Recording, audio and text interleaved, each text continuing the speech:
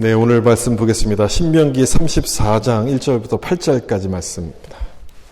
다 같이 자리에서 일어나셔서 우리 한 절씩 교독하도록 하겠습니다. 모세가 모압 평지에서 느보산에 올라가 여리고 맞은편 비스가 산 꼭대기에 이르매 여호와께서 길앗 온 땅을 단까지 보이시고 또 온 납달리와 에브라임과 므낫세의 땅 서해까지의 온 유다 온 성 네겝과 종려나무의 성읍 여리고 골짜기 평지를 소알까지 보이시고 여호와께서 그에게 이르시되 이는 내가 아브라함과 이삭과 야곱에게 맹세하여 그의 후손에게 주리라는 땅이라 내가 내 눈으로 보게 하였거니와 너는 그리로 이에 여호와의 종 모세가 여호와의 말씀대로 모압 땅에서 죽어 벳봉을 맞은편 모압 땅에 있는 골짜기에 장사되었고 오늘까지 그의 묻힌 곳을 아는 자가 없느니라. 모세가 죽을 때 나이 120세였으나 그의 눈이 흐리지 아니하였고 기력이 쇠하지 아니하였더라. 이스라엘 자손이 모압 평지에서 모세를 위하여 애곡하는 기간이 끝나도록 모세를 위하여 30일을 애곡하니라. 아멘. 말씀에 은혜 받으세요. 인사하면서 앉겠습니다. 말씀에 은혜 받으세요. 아멘. 우리 햇빛이 좀 눈부시면 자리를 좀 조정해서 앉으시면 좋을 것 같습니다. 모세의 죽음이란 제목으로 말씀을 나누겠습니다. 이제 민수기가 끝나고 여호수아로 넘어가야 되는 시점인데 이 시점에서 한 가지 좀 짚고 넘어갈 게 있습니다. 오늘 제목처럼 모세의 죽음에 대한 부분이죠. 모세의 죽음이 우리에게 주는 특별한 메시지가 있기 때문에 그런데 그 민수기에는 그 내용이 기록되어 있지 않아서 오늘 신명기 말씀을 보면서 그 의미를 좀 생각해 보려고 합니다. 오늘 본문으로 읽은 이 신명기 말씀은 그 모세 오경, 모세가 쓴 5가지 책 중에서 가장 마지막 책이죠. 그리고 그 책의 마지막 구절이 바로 모세의 죽음을 기록하고 있습니다. 이 말씀이 딱 끝나고 이어지는 그 말씀이 이제 여호수아서인데 가나안 정복에 대한 내용이 그 다음에 기록이 되어 있습니다. 이런 흐름들을 좀 생각해 보면 이런 걸 이야기한다고 생각할 수 있겠죠. 모세가 위대한 리더이긴 하지만 모세가 없어도 가나안 정복에는 아무 지장이 없다. 이거를 우리가 보여준다고 생각해 볼 수 있어요. 이런 흐름을 보면 그렇다는 거죠. 그러니까 모세 입장에서 굉장히 섭섭한 이야기가 될 수 있겠지만 이 흐름이 지금 보여주고 있는 것은 모세가 가졌던 사명 그리고 모세의 죽음이 어떤 의미를 담고 있는가를 우리 가운데 보여주는 겁니다. 다시 한번 읽은 말씀 중에 1절과 3절을 좀 보시면 모세가 모압 평지에서 느보산에 올라가 여리고 맞은편 비스가 산 꼭대기에 이르매 여호와께서 길앗 온 땅을 단까지 보이시고 3절도 보면 네겝과 종려나무의 성읍 여리고 골짜기 평지를 소알까지 보이시고 이렇게 보이시고라는 단어가 2번 반복이 되고 있죠. 모세가 가나안 땅에 들어가지 못하게 되니까 대신 구경이라도 실컷 해라. 이렇게 하나님께서 모세에게 이렇게 보여주시는 거예요. 산 꼭대기에서 지금 이 땅을 보고 있으니까 그 소위 말하는 그 파노라마 뷰죠. 그 드론에서 사진을 찍듯이 온 땅을 이렇게 보여주시면서 너가 지금까지 수고한 것들이 전부 다 이 땅을 위한 것이었다. 이렇게 하나님이 말씀하시는 내용이에요. 계속 4절을 좀 보시면 여호와께서 그에게 이르시되 이는 내가 아브라함과 이삭과 야곱에게 맹세하여 그의 후손에게 주리라 한 땅이라 내가 내 눈으로 보게 하였거니와 여기서는 맹세하여 후손에게 주리라 한 땅 이렇게 말씀하십니다. 그 땅은 약속의 땅이다. 이런 얘기인 거죠. 모세가 지금까지 수고한 것은 하나님이 주시고자 했던 그 약속의 땅을 위한 것이라는 것을 확인해 주시는 말씀이에요. 다시 말하면 너는 지금까지 이 약속의 땅을 위해서 살아온 것이다. 그렇게 말씀하시는 거죠. 여러분 일평생을 자기 자신을 위해서 사는 사람들도 있는데 이 모세는 하나님이 주신 약속의 땅을 위해서 살았으니 잘 살았던 거 아니겠습니까? 이 말씀이 바로 그런 뜻인 거예요. 모세 인생은 너 인생은 하나님이 주신 약속을 바라보면서 살았던 인생이다라고 칭찬해 주시는 말씀이에요. 한때 목적이 이끄는 삶이라는 책이 유행했던 적이 있었죠. 그 제목처럼 우리 삶이 그렇습니다. 우리 인생은 목적을 갖고 있어요. 어떤 것이든지 목적을 갖고 살아갑니다. 믿지 않는 사람들은 자기 자신을 목적으로 삼고 살아가요. 그렇지만 예수를 믿는 우리들은 하나님을 목적으로 하나님의 약속을 목적으로 삼고 살아갑니다. 물론 바쁘게 살다 보면 그 목적을 잃어버릴 때도 있지만 우리 인생 전체를 큰 그림으로 놓고 보면 그 목적이 분명해요. 내가 살아온 목적과 방향가 아주 정확하게 나타납니다. 하나님께서 모세에게 지금 그 얘기를 지금 해주시는 거예요. 너가 열심히 달려왔는데 이 120년 인생의 목적이 약속의 땅에 있었다는 것을 내가 안다. 내가 그걸 다 보았다. 이렇게 하시는 말씀인 거죠. 이렇게 하나님께 인정받는 삶을 살았으니 얼마나 복된 인생이었겠습니까? 힘든 순간도 있었겠죠. 그렇지만 그 모든 순간들을 쭉 연결해 놓고 보니까 하나님의 약속을 이루게 하는 과정이었다는 거예요. 여러분, 우리 삶도 마찬가지입니다. 여러분, 우리 삶도 그렇게 볼 수만 있다면 내가 힘든 순간에도 감사하면서 최선을 다하는 삶을 살 수가 있는 건 아니겠습니까? 이 모세가 120년을 살았는데 이 모세의 인생은 40년씩 셋으로 구분이 됩니다. 첫 번째 40년은요. 훈련의 시간이었습니다. 애굽의 왕자로서 애굽에 있는 모든 학문과 지식을 배우는 시간이었죠. 뭔가를 채우는 시간이었어요. 처음 40년. 그 다음 40년은 광야로 도망을 가는 시간이죠. 광야에서 비움의 시간을 갖습니다. 그러니까 애굽에서 채웠던 모든 것을 다 비워내는 시간이에요. 그래서 여기서 광야에서 지냈던 이 시간을 잊혀짐의 광야라고 제가 한번 그렇게 설명드린 적이 있는데 이 시간을 통해서 모세에게 겸손을 배우도록 하나님이 그렇게 훈련하십니다. 그리고 80이 됐을 때 하나님이 모세를 딱 부르세요. 80이 됐을 때 부르세요. 얼마나 위로가 되는 말씀이에요. 80이 됐을 때 딱 부르셔가지고요. 이제부터 모세에게 사명의 시간을 주세요.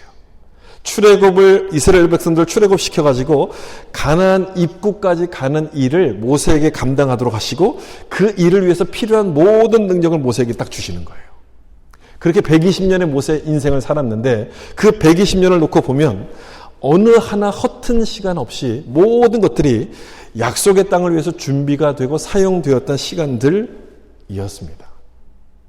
모세가 생각을 못했을 거예요. 여기까지 막 정신없이 오다 보니까 그 생각을 못했을 것이죠. 그래서 하나님께서는 죽음을 앞둔 이 모세에게 너가 살아왔던 120년의 인생이 무엇을 위한 것이었는가를 지금 이렇게 쭉 보여주시는 거예요.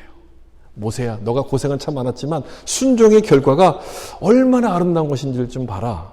그러므로 가나안 땅에 들어가지 못할지라도 너의 인생은 아름다운 것이다. 실패한 인생이 아니라 충분히 복받은 인생이니 아무런 염려하지 말아라. 이렇게 하나님이 모세에게 위로해 주시는 말씀이에요.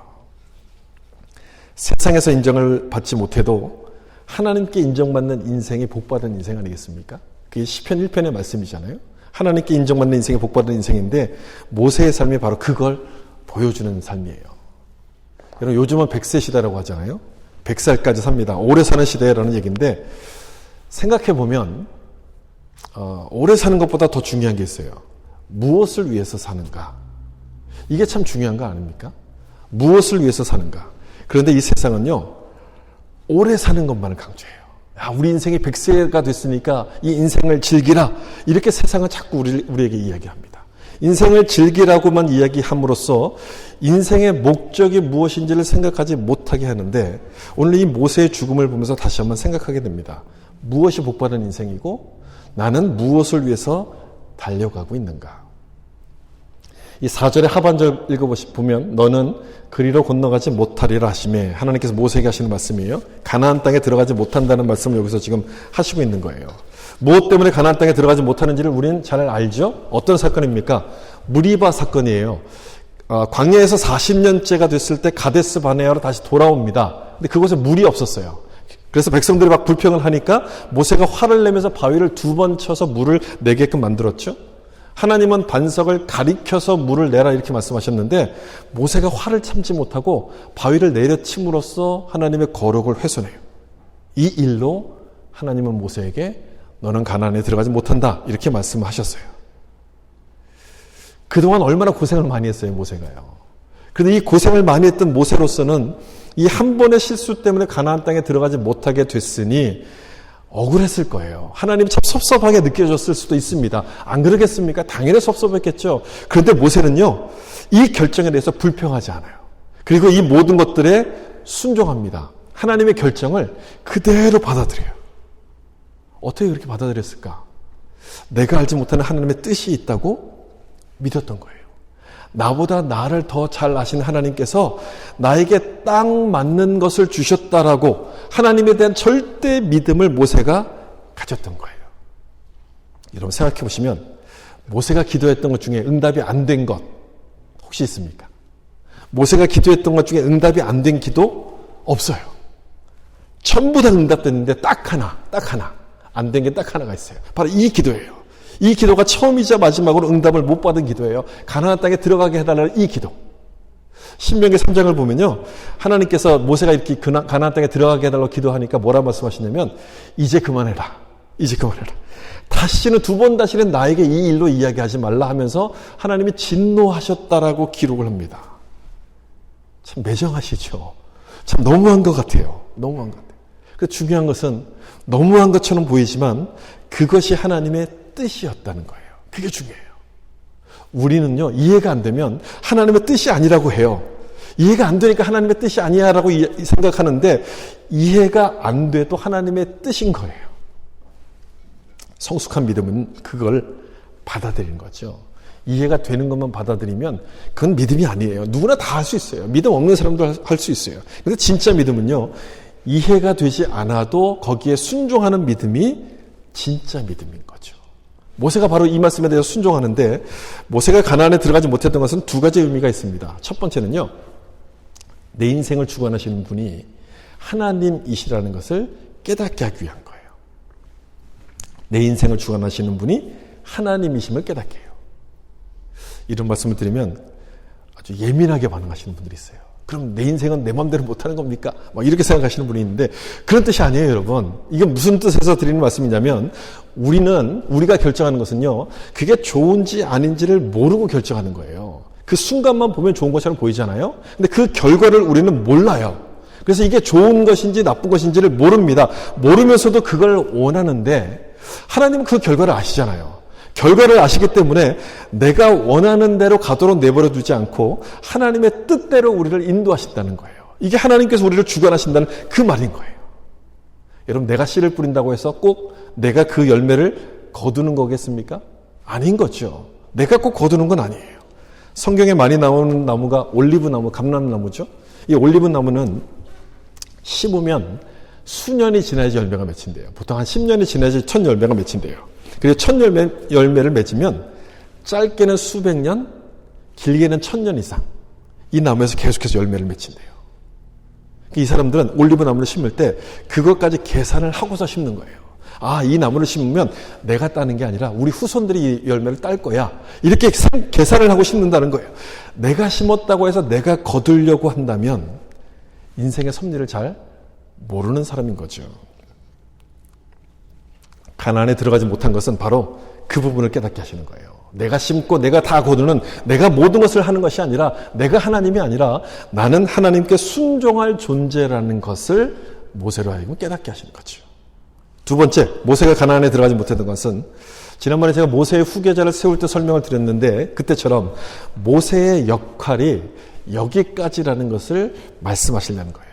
여기까지다, 너 역할. 다시 말하면 여기서 모세가 죽어야지만 이스라엘 백성들이 가나안 땅에 들어간다는 얘기예요.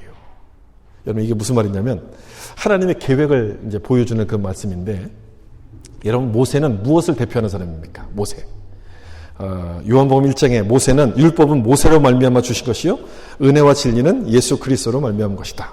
모세는 그럼 무엇을 대표하는 사람이겠어요? 율법을 대표하는 사람이에요. 율법을 모세가 대표하고, 가나안 땅은 약속의 땅이잖아요. 이 약속의 땅은 여호수아가 인도해서 들어갑니다. 여호수아는 예수님을 예표한다고 지난번에 말씀드렸죠. 따라서 이 가나안, 약속의 땅은 예수님의 은혜로만 들어간다는 것을 지금 말씀하려는 거예요. 따라서 모세가 죽어야지 가나안 땅에 들어간다는 얘기는 율법을 대표하는, 모세가 대표하는 게 율법이잖아요. 율법으로는 가나안 땅에 들어갈 수 없고 예수님의 은혜로만 가나안 땅에 들어간다는 것을 상징적으로 보여주는 거예요. 율법은 죄를 깨닫게 하는 것 아닙니까? 죄를 깨달으면 어떻게 합니까? 내 죄를 용서받을 수 있는 구원자 예수님을 찾게끔 되는 것이죠. 그것을 모세의 죽음을 통해서 설명하시는 것이죠. 율법으로 구원받는 것이 아니라 예수 그리스도로 구원받는다는 것을 말씀하는 거죠. 이런 영적인 원리가 이 모세의 죽음 속에 담겨져 있어요. 물론 그렇다 할지라도 인간적으로 보면 너무너무 아쉽죠. 아쉽지만 꼭 기억하고 넘어갈 게 있어요. 아쉽지만 여기까지 모세를 하나님께서 사용하셨다는 사실이에요. 여기까지 사용하셨다는 거예요. 물론 출애굽부터 가나안에 들어가는 모든 것을 다 모세가 하면 좋겠지만 하나님의 계획은 달랐습니다. 너의 역할은 여기까지고 나머지는 여호수아가 한다. 이게 하나님의 계획이었어요. 내가 심고 내가 거두고 다 하는 것이 아니라 나는 하나님의 계획에 순종할 존재라는 것을 지금 보여주시는 거예요. 근데 유대인들은 이걸 몰랐죠. 유대인들은 이걸 깨닫지 못하고 선민의식을 자랑했어요. 야, 나는 다 할 수 있어. 하나님이 나에게 은혜를 주셨으니까 자기들은 다 할 수 있다라고 생각을 하고 있었어요. 그때 세례 요한이 이 유대인들을 향해서 뭐라고 얘기했냐면 이렇게 얘기합니다. 아브라함을 우리 조상이라 말하지 말라. 하나님은 이 돌들로 능히 아브라함의 자손이 되게 하신다. 돌들로 아브라함의 자손이 되게 하신다. 유대인이라 해도 그냥 하나님께 쓰임을 받는 존재일 뿐이다. 이런 얘기예요. 뭐 특별한 것이 없다. 이런 얘기예요. 모세가 위대한 사람이지만 이 모세도 하나님이 사용하시는 돌이에요. 이들이 잘나서 하나님이 사용하셨던 것이 아니라 하나님께서 그 일을 할 수 있도록 은혜를 주셨다는 그 얘기인 거예요. 그래서 모세도 돌인 것이고 아브라함도 돌이에요. 우리도 돌인 거예요. 우리도 돌이에요. 그래서 중요한 것은 뭐냐면 이 부분이 중요한데 하나님은 어떤 돌로도 모세 같은 사람을 만드실 수 있고 어떤 돌로도 아브라함 같은 사람을 만드실 수 있다는 거예요. 아멘입니까? 어떤 돌로도 우리가 돌이잖아요. 어떤 돌로도. 그렇기 때문에 Why me? 하나님 왜 나에게는 어려움을 주십니까? 하나님께 불평하기보다는 나에게 딱 맞는 맞춤형 은혜를 주셨다라고 믿고 순종하려는 마음이 필요한 거예요. 나에게 딱 맞는 맞춤형의 은혜를 주셨다. 어떤 일을 맡기든지 순종하려고 할 때 우리도 모세처럼 하나님께 쓰임받고 인정받는 사람이 된다는 사실을 여러분 기억하시길 바랍니다. 여기까지가 자기의 역할, 자기의 그 사명이었던 것을 깨달았던 모세는 마지막으로 뭘 하냐면 자신의 뒤를 이을 후계자를 세우게 됩니다. 죽는 순간 바로 전에 자기의 후계자를 세워요. 그래서 끝까지 자기의 사명에 충성하는 모습을 여기서 모세가 보여주는데 이 장면이 신명기 34장 9절에 나옵니다. 마지막에 나와요. 여기 보시면 모세가 눈의 아들 여호수아에게 안수하였으므로 그에게 지혜의 영이 충만하니 이스라엘 자손이 여호와께서 모세에게 명령하신 대로 여호수아의 말을 순종하였더라. 모세가 여호수아에게 안수했을 때 지혜의 영이 충만해졌죠. 그리고 이스라엘 백성들이 이제 여호수아의 말에 순종하기 시작합니다. 그러니까 모세가 가졌던 리더십이 누구에게로 지금 옮겨졌다는 거예요? 여호수아에게로 옮겨졌다는 거예요. 이렇게 해서 약속의 땅 정복을 수행하게 이렇게 만드는데 저는 이 부분이 모세의 죽음에서 아주 중요한 대목이라고 생각합니다. 우리가 꼭 묵상해야 될 대목이라고 생각해요. 다시 한번 잘 보시면 모세가 지금 마지막 순간이에요. 하나님께 부름을 받기 마지막 이 순간에 여호수아를 지금 세우는 거예요.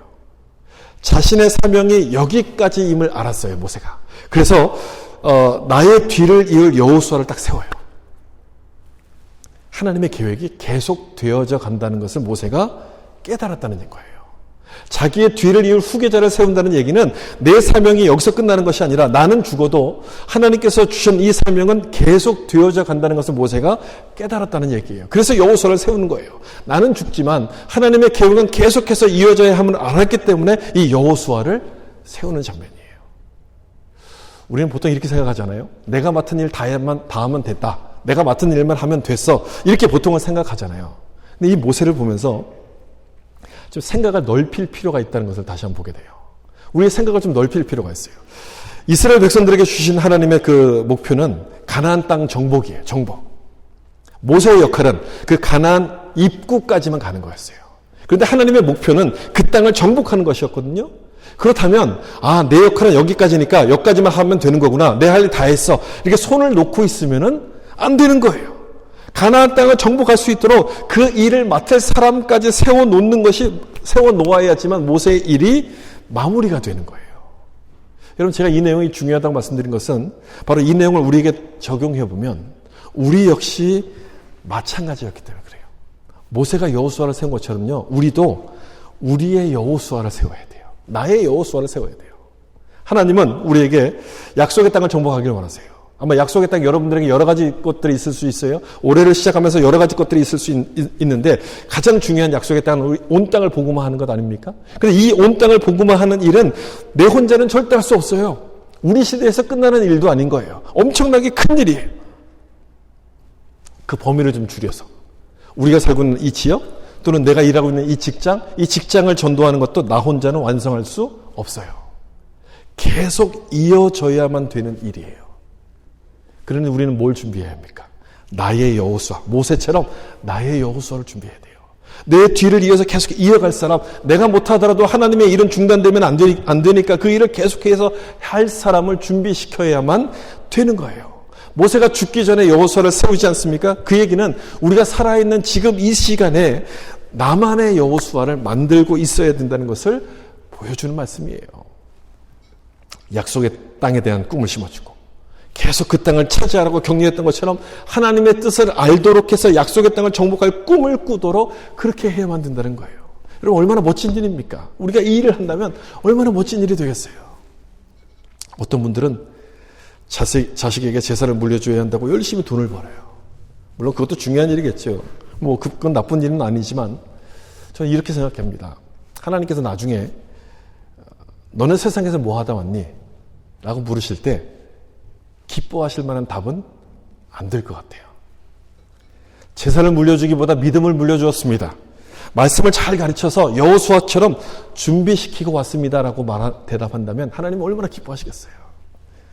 안 믿는 사람을 전도해서 그 사람들로 하여금 하나님의 뜻을 이루어갈 수 있도록 제가 준비시키고 왔습니다라고 말씀드린다면 하나님께서 기뻐하실 거예요. 모세의 죽음에서 우리는 이걸 배우게 돼요. 나의 여호수아를 준비하고 있는가? 여러분은 여러분의 여호수아를 준비하고 계십니까? 모세처럼 여러분이 여호수아를 준비하는 자가 되셔서 하나님을 기쁘시게 하는 자가 될 수 있기를 예수님의 이름으로 축복합니다. 그다음 신명기 34장 5절을 보시면 이에 여호와의 종 모세가 여호와의 말씀대로 모압 땅에서 죽어라고 되어 있습니다. 죽었어요, 모세가. 가나안에 들어가지 못한다는 그 말씀대로 모세가 죽어요. 모세가 죽는데 여기 여호와의 말씀대로라고 한글은 번역하고 있는데 이 내용이 원래 히브리어 표현을 그대로 직역을 하면 이런 뜻이래요. 여호와의 입을 따라, 이런 표현이래요. 여호와의 입을 따라. 그걸 이제 여호와의 말씀대로 이렇게 의역을 한 거죠. 그래서 성경학자들은 이 구절을 번역할 때 이렇게 번역합니다. 모세가 여호와의 입맞춤 가운데 행복하게 죽었다. 이렇게 번역을 해요. 여호와의 입맞춤 속에서 행복하게 죽었다. 비록 가나안 땅에 들어가지 못했지만 아쉬워하기보다는 감사함으로 마무리했다는 그런 뜻이겠죠. 이해할 수 없는 하나님의 그 뜻에도 온전히 순종하는 모세의 모습을 보여주는 장면이에요. 여호와의 입맞춤 속에서 이제 행복하게 죽었다. 그리고 놀랍게도 모세의 장례를 하나님이 직접 장례를 치르십니다. 그 다음 나온 6절 보시면 벳부올 맞은편 모압 땅에 있는 골짜기에 장사되었고, 우리 한글 성경은 가끔 한글은 주를 빼고 쓸 때가 많아요. 그래서 이게 정확한 의미가 어떤지 잘 생각이 안 나는데 영어를 보시면 정확해요. He buried him이라고 딱 나와요. 앞에 나오는 he가 누굴까요? 뒤에 나오는 him은 모세겠죠? he는 누굴 가리킬까요? 하나님이 모세를 묻었다, 이런 뜻인 거예요. 정확하게 기록하고 있어요. 하나님께서 모세를 장사하신 거예요. 얼마나 영광입니까? 하나님께서 직접 모세를 묻어주셨으니 참 영광인 것이죠. 근데 그 다음에 이어지는 말씀을 보면 그의 묻힌 곳을 아는 자가 없다, 아무도 모르게 숨겼다라고 기록을 합니다. 왜 숨기셨을까요? 그래서 모세의 무덤은 지금까지 남아있지 않아요. 왜 모세의 무덤을 숨기셨을까? 모세처럼 위대한 사람의 무덤이 남아있다면 사람들이 그걸 그냥 놔두겠습니까? 놔둘 리가 없어요. 한국에서 메가더 장군 신을 섬기는 사람들도 있다 그러잖아요. 똑같을 거예요. 모세를 신처럼 막 떠받들 거예요. 그래서 이 무덤을 숨기세요. 그리고 대신 이 모세를 기억하라고 하나님께서 이렇게 모세에 대해서 말씀하십니다. 34장 10절을 보시면 이런 말씀이 나와요. 그 후에는 이스라엘에 모세 같은 선지자가 일어나지 못하였나니 모세는 여호와께서 대면하여 아시던 자여. 모세에 대한 하나님의 평가를 기록하고 있는 말씀인데요. 모세를 선지자라고 말씀해요. 하나님 말씀을 전하는 사람이라고 말씀하고 있어요. 나아가서 한 걸음 더 나아가서 그 다음 보면 여호와께서 대면하여 아시던 자, 하나님과 대면한 사람이라고 설명합니다. 그냥 말씀을 받아서 전달하는 것뿐 아니라 하나님과 독대하는 사이라는 거예요. 그만큼 친하다는 거예요. 모세는 하나님과 친한 사람이었어요. 여러분 어떠세요? 여러분도 하나님과 친하신 분입니까? 친하십니까? 하나님과 친하신가요? 어떤 분은 하나님과 친해지는 걸 굉장히 불편해하는 분이 있어요. 하나님이 가까이 오면 조금만큼 도망가요. 왜 도망갔냐 물어보면 하나님이 오시면 내 속에 있는 게 다 드러날 것 같아서 무서워서 도망간다고 저렇게 도망가요. 시편 78편에 있는 말씀처럼 하나님을 가까이 하는 것이 내게 복이라. 내게 복이라. 이 말씀을 모르는 거예요. 모세의 능력이 하나님을 가까이 했을 때 왔다는 그 사실을 모르기 때문에 도망을 가는 거예요. 그걸 모르는 거예요. 여러분은 절대 도망가지 마세요. 하나님이 가까이 오시면 도망가지 말고 더 가까이 가셔야 돼요. 하나님께 가까이 가셔야 돼요. 하나님을 가까이 한다는 것은 무엇을 의미하냐면 기도하는 걸 의미하고 말씀을 묵상하는 걸 의미해요.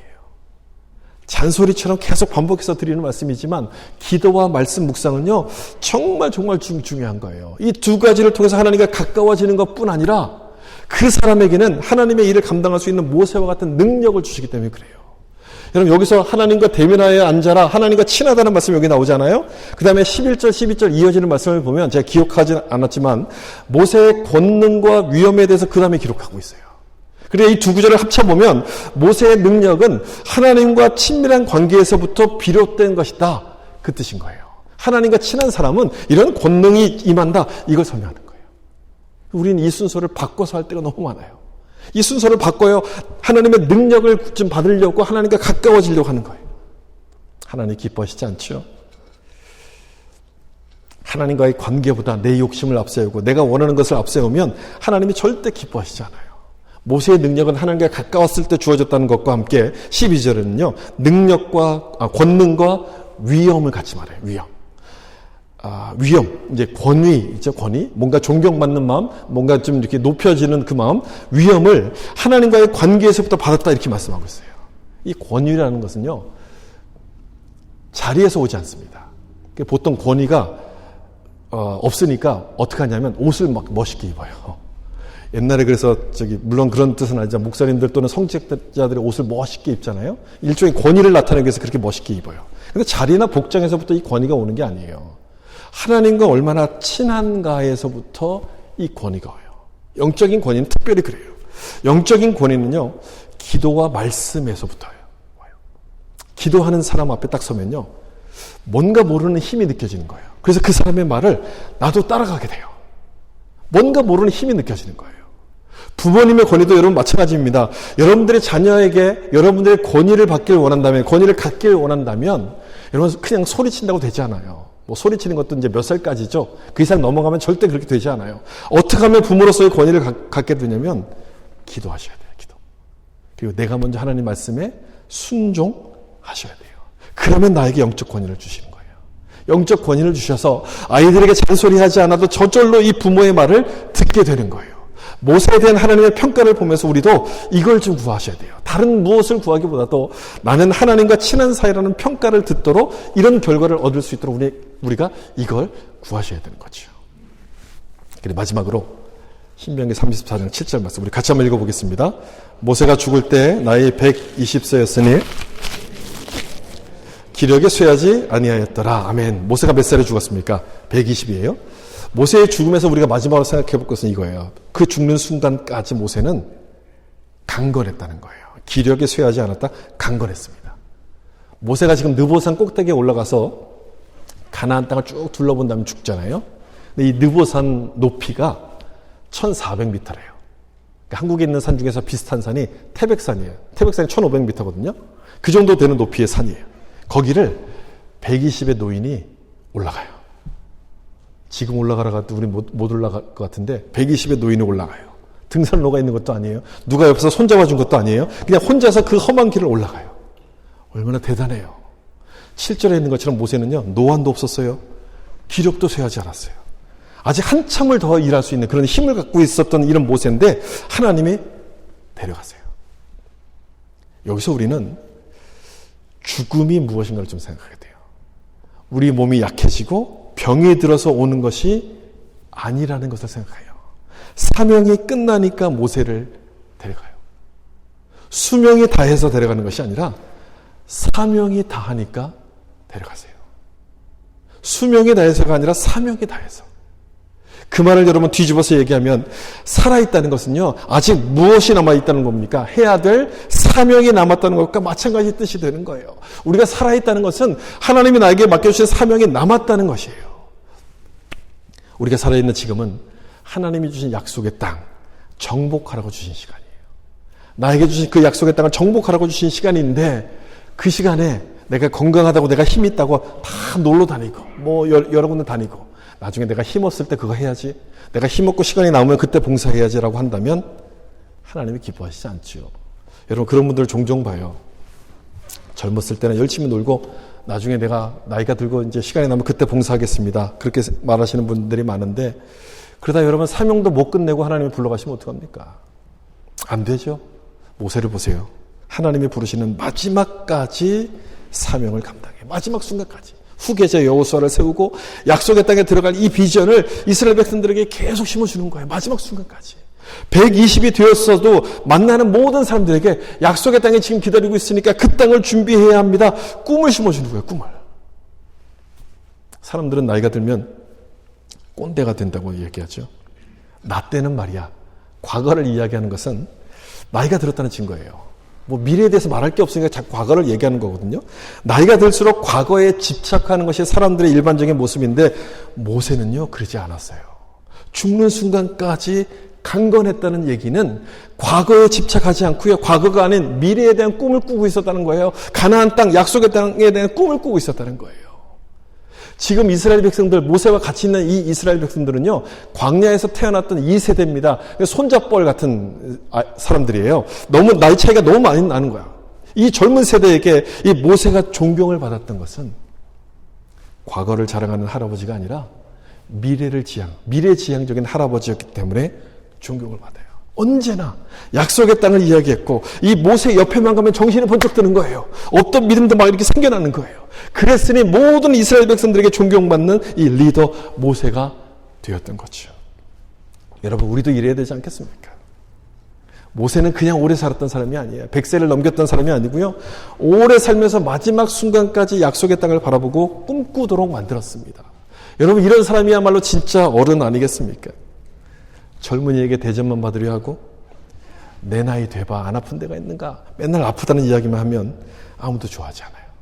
진짜 어른은 하나님이 주신 약속의 땅을 꿈꾸면서 도전하는 사람이 진짜 어른이에요. 하나님의 꿈을 꾸라고 격려하는 사람이 진짜 영적인 어른이 되는 거예요. 이 모세를 보면서 다시 한번 이 점을 생각하게 돼요. 저는 우리도 그랬으면 좋겠어요. 저는 여러분들도 그랬으면 좋겠어요. 우리가 다 같이 이제 나이가 들어가지 않습니까? 조금씩 늙어가고 있지 않습니까? 몇 살까지 살까? 오래 사는 것에만 관심 갖지 말고 이 모세처럼 약속의 땅을 꿈꾸라고 권면하는 영적인 어른이 되는데 관심을 가지셔야 돼요. 하나님의 꿈을 생각하라고 자꾸만 격려해 줘야 되는 거예요. 여러분들은 오늘 본문 모세의 죽음을 기록하고 있는 이 오늘 본문을 보면서 무엇을 생각하십니까? 우리도 모세처럼 하나님이 주신 약속을 사명을 끝까지 감당함으로 하나님께 인정받고 존경받는 마무리가 멋있는 사람들이 돼야 돼요.